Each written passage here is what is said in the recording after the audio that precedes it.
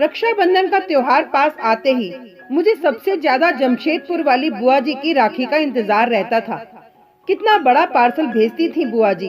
तरह तरह के विदेशी चॉकलेट, गेम्स, मेरे लिए कलरफुल ड्रेस, मम्मी के लिए साड़ी, पापा जी के लिए शर्ट। इस बार भी बहुत सारा सामान भेजा था उन्होंने। पटना और रामगढ़ वाली दोनों बुआ जी ने भी रंग बिरंगी राखियों के साथ बहुत सारे गिफ्ट भेजे थे। बस रोहतास वाली जया बुआ जी की राखी हर साल की तरह एक साधारण से लिफाफे में आई थी। 5 राखियां कागज के टुकड़े में लपेटे हुए रोली चावल और 50 रुपए का एक नोट। मम्मी ने चारों बुआ जी के पैकेट डाइनिंग टेबल पर रख दिए थे ताकि पापा ऑफिस से लौटकर एक नजर अपनी बहनों की भेजी राखियां और तोहफे देख लें। पापा रोज की तरह आते ही टी टेबल पर लंच बॉक्स का थैला और लैपटॉप का बैग रखकर सोफे पर पसर गए थे। चारों दीदी की राखियां आ गई हैं। मम्मी ने पापा के लिए किचन में चाय चढ़ाते हुए आवाज लगाई थी, जया का लिफाफा दिखाना जरा। पापा जया बुआ की राखी का सबसे ज्यादा इंतजार करते थे और सबसे पहले उन्हीं की भेजी राखी कलाई में बांधते थे। जया बुआ सारे भाई बहनों में सबसे छोटी थी, पर एक वही थी जिसने विवाह के बाद से शायद कभी सुख नहीं देखा था। विवाह के तुरंत बाद देवर ने सारा व्यापार हड़प कर घर से बेदखल कर दिया था। तब से फूफा जी की मानसिक हालत बहुत अच्छी नहीं थी। मामूली सी नौकरी कर थोड़ा बहुत कमाते थे। मुश्किल से बुआ जी घर चलाती थी। इकलौते बेटे शाम को भी मोहल्ले के साधारण से स्कूल में डाल रखा था। बस एक उम्मीद सी लेकर बुआ जी किसी तरह जिए जा रही थी। जया बुआ के भेजे लिफाफे को देखकर पापा कुछ सोचने लगे थे। गायत्री, इस बार रक्षाबंधन के दिन हम सब सुबह वाली पैसेंजर ट्रेन से जया के घर रोहतास जाएंगे, उसे बगैर बताए। जया दीदी के घर? मम्मी तो पापा की बात पर एकदम से चौंक गई थी। आपको पता है ना कि उनके घर में कितनी तंगी है। हम 3 लोगों का नाश्ता खाना भी जया दीदी के लिए कितना भारी हो जाएगा। वो कैसे सब कुछ मैनेज कर पाएगी? पर पापा की खामोशी बता रही थी। उन्होंने जया बुआ के घर जाने का मन बना लिया है और घर में ये सबको पता था कि पापा के निश्चय को बदलना बेहद मुश्किल होता है। रक्षाबंधन के दिन सुबह वाली ट्रेन से हम सब रोहतास पहुंच गए थे। बुआ घर के बाहर बने बरामदे में लगी नल के नीचे कपड़े धो रही थी।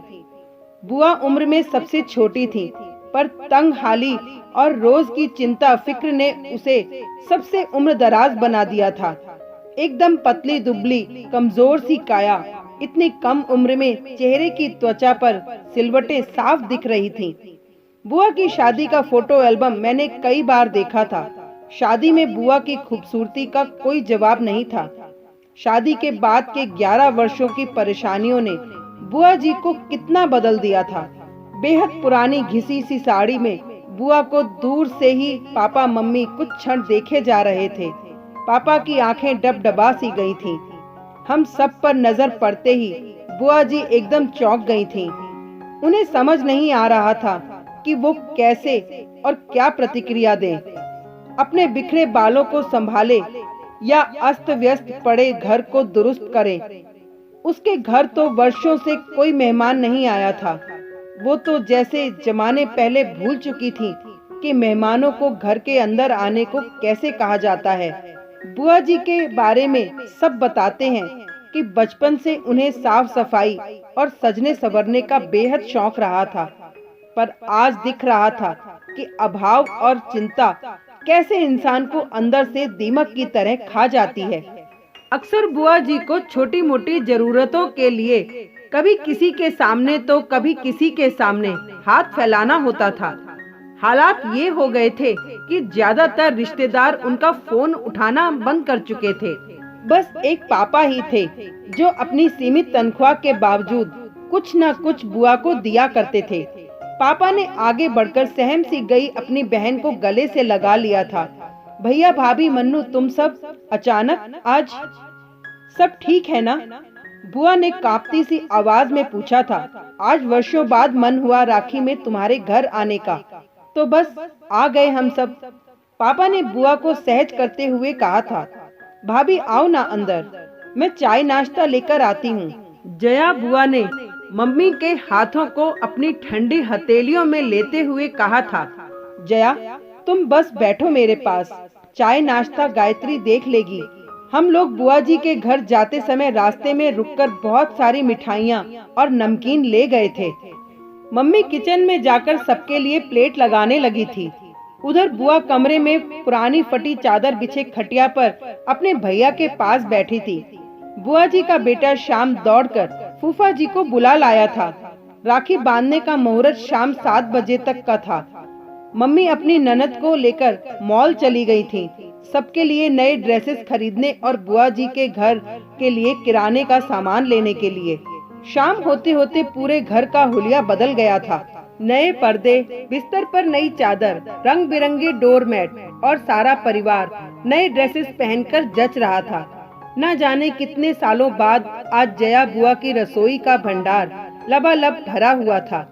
धीरे धीरे एक आत्मविश्वास सा लौटता दिख रहा था बुआ के चेहरे पर सच तो ये था कि उसे अभी भी सब कुछ स्वप्न सा लग रहा था। बुआ जी ने थाली में राखियां सजा ली थीं, मिठाई का डिब्बा रख लिया था। जैसे ही पापा को तिलक करने लगी, पापा ने बुआ को रुकने को कहा। सभी आश्चर्यचकित थे। 10 मिनट रुक जाओ, तुम्हारी दूसरी बहनें भी बस पहुंचने ही वाली हैं, पापा ने मुस्कुराते हुए कहा। तो सभी पापा को देखते रह गए। तभी बाहर दरवाजे पर गाड़ियों के हॉर्न की आवाज सुनकर बुआ, मम्मी और फूफा जी दौड़कर बाहर आए तो तीनों बुआ का पूरा परिवार सामने था। जया बुआ का घर मेहमानों से खचाखच भर गया था। कासगंज वाली नीलम बुआ बताने लगी कि कुछ समय पहले उन्होंने पापा को फोन किया था कि क्यों ना सब मिलकर चारों धाम की यात्रा पर निकलते हैं। बस पापा ने उस दिन तीनों बहनों को फोन किया कि अब 4 धाम की यात्रा का समय आ गया है। पापा की बात पर तीनों बुआ सहमत थी और सबने तय किया था कि इस बार जया के घर सब जमा होंगे और थोड़े थोड़े पैसे मिलाकर उसकी सहायता करेंगे। जया बुआ तो बस एकटक अपनी बहनों और भाई के परिवार को देखे जा रही थी। कितना बड़ा सरप्राइज दिया था आज सबने उसे। सारी बहनों से वो गले मिलती जा रही थी। सबने पापा को राखी बांधी। ऐसा रक्षाबंधन शायद पहली बार था सबके लिए। रात एक बड़े रेस्टोरेंट में सभी ने डिनर किया। फिर गप्पे करते जाने कब काफी रात हो चुकी थी। अभी भी जया बुआ ज्यादा बोल नहीं रही थी। वो तो बस बीच बीच में छलक आते अपने आंसू पोंछ लेती थी। बीच आंगन में ही सब चादर बिछाकर लेट गए थे। जया बुआ पापा से किसी छोटी बच्ची की तरह चिपकी हुई थी, मानो इस प्यार और दुलार का उसे वर्षों से इंतजार था। बातें करते करते अचानक पापा को बुआ का शरीर एकदम ठंडा सा लगा तो पापा घबरा गए थे। सारे लोग जाग गए, पर जया बुआ हमेशा के लिए सो गई थी। पापा की गोद में एक बच्ची की तरह लेटे लेटे वो विदा हो चुकी।